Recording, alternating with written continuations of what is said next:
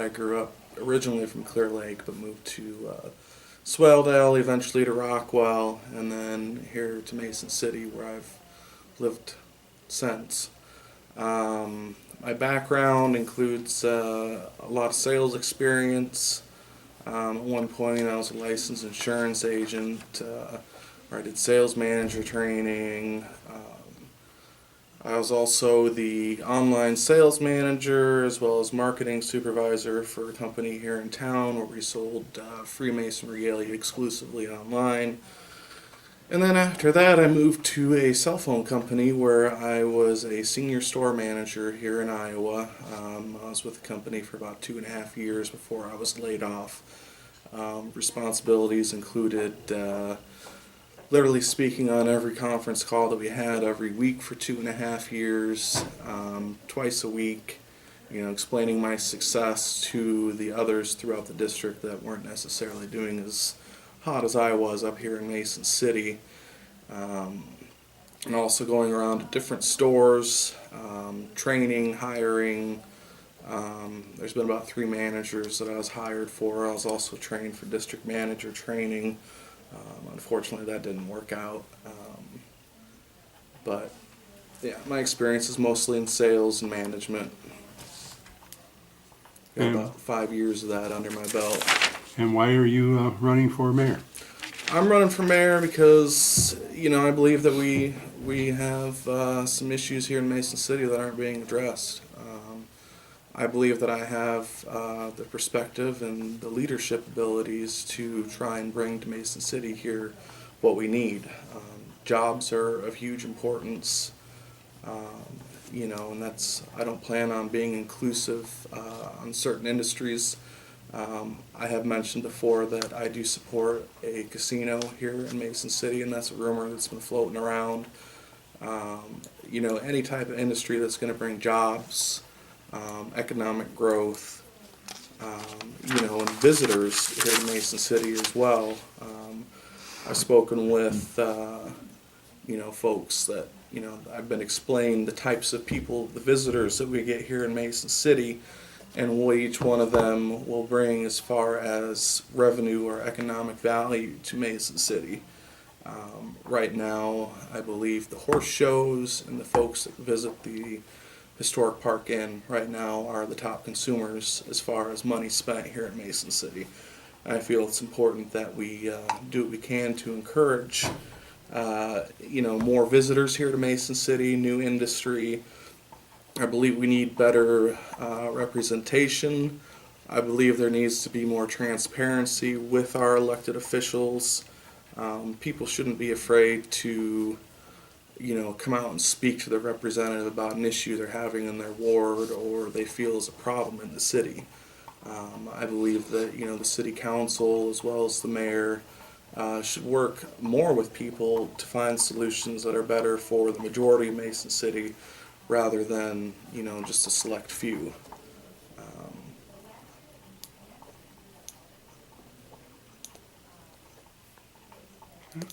Talk to us about the direction the city's going, and how would you just describe the direction that Mason City's going right now? It's my opinion, and I'm saying it's my opinion because it is. I think that we've been on kind of a downward slide over the past 10 years. Population growth has been going down, but I think recently it might have picked up a little bit. School enrollment is going down, and I think that also has to do with people moving out of town, going to other cities where there's better opportunities for them to raise their family. I believe crime is a huge issue, especially in certain parts of town. I feel that as mayor that I could work with the officers of the law to try and focus on these problematic areas, and try and come up with solutions that are best for everyone. I also think that it's a big problem with some of the legislature that our city has passed. It's poorly written. If you ask anybody specifically about any of the legislature, including the property nuisance law that was passed, a lot of that is left up to interpretation. There's no real specifics involved with it. I think that it, is poorly written, a lot of vagaries, and things that, shouldn't be left up to speculation. I think it needs to be more specific, and I also believe that our city code needs to be modernized. If you go through and read some of the things on there, some of the things on there haven't been updated since the 50s or 60s. I believe that we should be modernizing that, going over, and try and save the city as much money as possible and avoid, any problems in the future.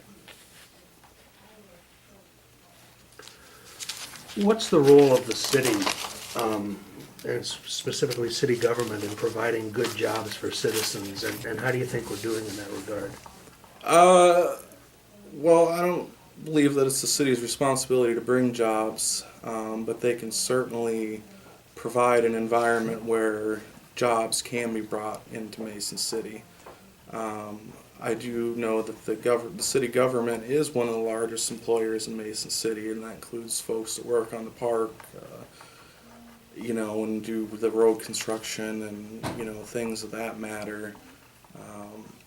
And I certainly don't believe that it's the government's responsibility to create the jobs, but they can certainly foster an environment where businesses would feel more comfortable coming here to Mason City. And how would you do that? Going over a lot of things that I've said. There needs to be, like the metal craft, for instance. I think that's a recent thing where they're asking for a forgivable loan, but I think they were talking about tripling their workforce. If the city were to provide this loan, I think that's something that we should consider seriously, in respect to, keeping businesses here in Mason City, as well as maintaining, that higher end paying type of jobs that our citizens need.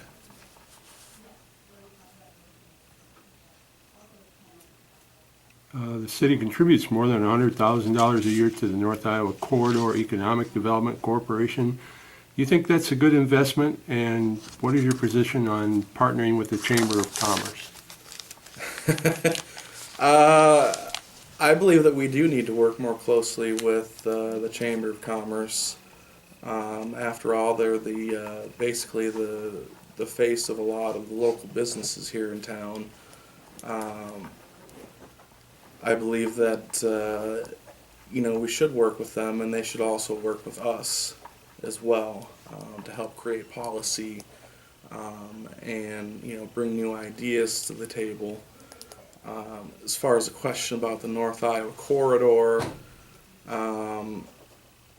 that's kind of an iffy question. That's a lot of money to be spent, and there's other costs involved with that, as far as, how much they're paying to be over there, in the chamber and hold their meetings there. It could be more than $100,000 that, they're having to pay each year to do what they're supposed to.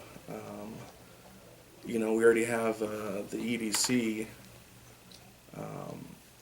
and I think that we need to watch our spending more closely, and honestly, I have no opinion on whether, or not they're doing their job as they're supposed to, or their mission statement. I've been over there in the past couple of weeks to try and get information, financials, things of that nature from the Chamber of Commerce, and they were definitely unwilling to provide that, saying that they were a private entity and not a public, not a nonprofit 504C, or I can't remember. But I think it's important that the Chamber of Commerce works with Mason City. I think that the public opinion on them isn't that fantastic, and I think that if they want to improve that and keep city support, that they should be involving elected officials more into their plans, and they should be working harder on being less inclusive to smaller businesses who can't necessarily afford their dues, and yeah. What do you think should be the working relationship between the mayor and the council and city staff? Well, I think it should be a good one. How I know- should they relate to each other? Well, right now our form of government is here locally it's a council strong government. So the mayor doesn't really have that much say over what happens in the meetings, other than making sure that things remain cordial. The mayor and the duties of the mayor also include that they have a veto power. That doesn't necessarily mean that if I were elected as mayor, I could stop a bill by saying no. It means that within 2 weeks of the council passing that I could write an email or a letter, correspondence to them, letting them know why I feel that this should be, not passed, and the reasons as such, and then they have within 30 days to bring it back to the council and vote. I think it's very important that the mayor, keeps up with the city workers and their concerns, because, after all, as mayor, you're the personal representation and advocate for the city of Mason City. And if the city workers aren't happy, then, well, stuff's not going to get done as well as they should be. There's an atmosphere that needs to be kept, to keep people productive and happy, and I think that I can do that. What's the administrator's job, role in all this then? Brent Trout, is that who you're talking Yeah, about? Or yeah. His responsibilities include being essentially, the human resources guy for the city. He watches over financials, helps out with certain issues.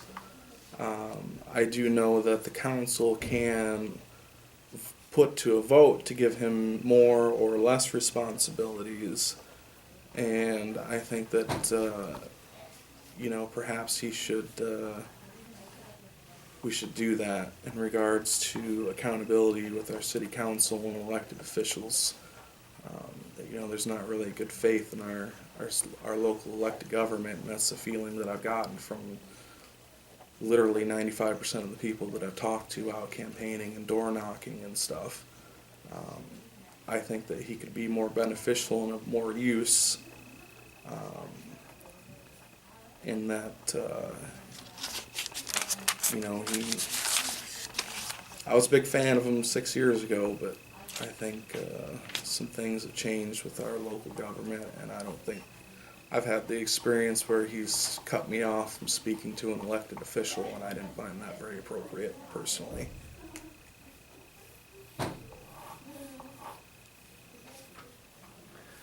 This year, the city council cut the Human Rights Commission budget from $143,000 down to $15,000. What's your opinion of that decision and the consequences? I think it's terrible. I'll be honest. I've had to go to, Foster several times to get advice on issues. He's always been there, and he's always been an advocate of the people. I don't think that cutting down the budget to that is right. If you talk to any average person, if they have to deal with the bureaucracy down in Des Moines to get, something solved or resolved, it's really not that convenient. And having him there, or having anybody there, I realize there's still a board on the Human Rights Commission, but having that personal, advocate there for you, whether it be Foster or, somebody else, I think that it's absolutely imperative that we have some sort of semblance of the, at least personal representation when it comes to the Human Rights Commission. And right now we don't have that. We've got wild spending on other things, and we're saying that our citizens don't have the right to personal representation when they, obviously don't have anybody else to talk to. They've got to call down to Des Moines now, to get these issues resolved or get advice, if they've been wrongfully if something bad happened to them that's not necessarily right or lawful, who are they going to turn to? What if they need immediate assistance? They're not going to get that calling down to Des Moines. And I think it's very important. Like I said, I've had to use the Human Rights, Commission several times, for advice on things job related, any eviction that I faced earlier this year where my landlord refused to put egress windows in. I was there for about 3 months before I was evicted by the city. He's the only person I could turn to. He was the only person that listened. With that perspective and that experience, I know how important it is to have some sort of personal representation. I realize that his salary is quite large. Some people find that to be a problem. They think it's a cushy job. Well, whether or not it's Foster or somebody that's there, I'm sure we could find somebody, to kind of take over that responsibility. Maybe some sort of an intern that'll get paid less than somebody who's a tenured city employee. I just believe that it's important we have somebody in there, in that office, to speak to people, and who is knowledgeable and credible about problems that people face every day. Holy cow, I'm sorry. I thought I had that on mute. But, just going back, it's absolutely important that we have personal representation. It's a big deal to a lot of people, and not everybody has the knowledge, to deal with some of the issues that they're faced with. You mentioned some of the wild spending going on. What are some examples of what you would say in the city? Well, there's not much transparency going on as far as our local government is going, so it's really hard to say what's being spent on what. I know in my press release on basically where I stand on the issues, one of the things that I brought up was the statues. They bring a certain class to our downtown, but we don't know, nobody knows, or at least will tell us how much the city has actually invested in that.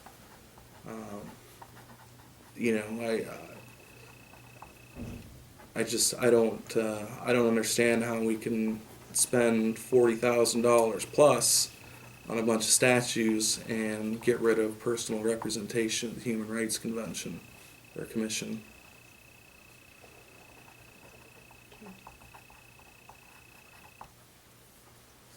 If you're elected, what will be your top 2 or 3 priorities for the coming years, next 4 years?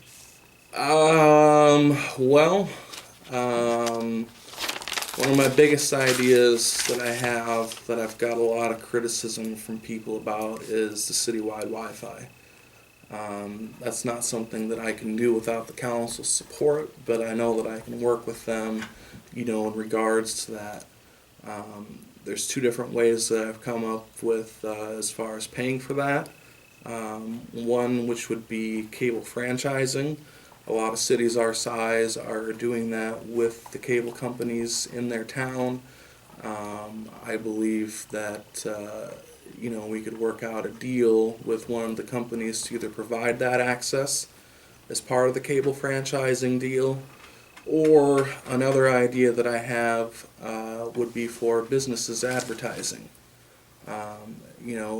Use the money, the revenue created through that to help cover the costs of this project. Another top priority would be encouraging tolerance and diversity here in our community. I'm big into the anti-bullying initiative. 6 years ago, I not only ran for city council, I also ran for the school board. I went around to all the schools, I saw all the anti-bullying signs. A lot of that was headed by Jay Wardina Darshini. I don't see that anymore. I wrote an editorial for North Iowa Today about that, because he provides an open forum to whoever wants to say whatever. And I got a lot of positive feedback, emails, Facebook messages, phone calls saying, we support you 100% on that. Tolerance and diversity should be encouraged greatly, especially with, our community growing and the diversity as well. And then another top priority would be accountability and credibility with our city government. That would start with transparency on the spending. That would include holding council members responsible for citizen complaints and issues. That would include them taking these things seriously. I think they're kind of some of them are lacking in their job performance as far as that goes. Talk to people who say, "Oh, I went to councilman this, and told them of my problems, and I'm not getting a response back." People don't have faith in our local government, when they feel as though it's out of control and they don't have any say as far as what's important to them. So bringing that back, restoring faith in the government, our city government, providing that accountability is huge to me. I want people to, understand that we're there for them and not for ourselves.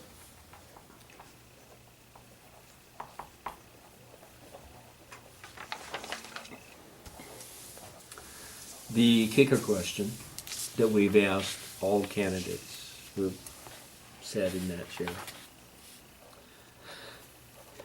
If you only have 30 seconds to knock on someone's door, to meet them for the first time, and to convince them that they should vote for you, what would you say? I'd introduce myself, say hi, I'm Quinn Symonds. I'm a candidate for mayor. I'm running on a platform of, tolerance, diversity, anti-bullying. I want to create accountability and credibility for the government. I want people to be responsible for their actions and what they say they're going to do. And I also have a ton of other ideas. I don't think I could do it in 30 seconds, but that's generally my conversation when I have with people is, and then it leads on to more questions and more questions and more questions. So I don't know if I could do it in 30 seconds or not. But usually that's what the conversation follows. I introduce myself, I tell them what I stand for, what I want to do. I don't think it's ever a conversation I've had with anybody has been under 30 seconds, but I throw out the big ideas, I get their response, and if they agree or disagree, I talk to them about it. Well, I think you've done a good job in summarizing. Yeah. Anything else that you would like to add? I just want to point out the fact that it seems that I'm the only mayoral candidate who's run a clean campaign. I haven't been dogging my opponents.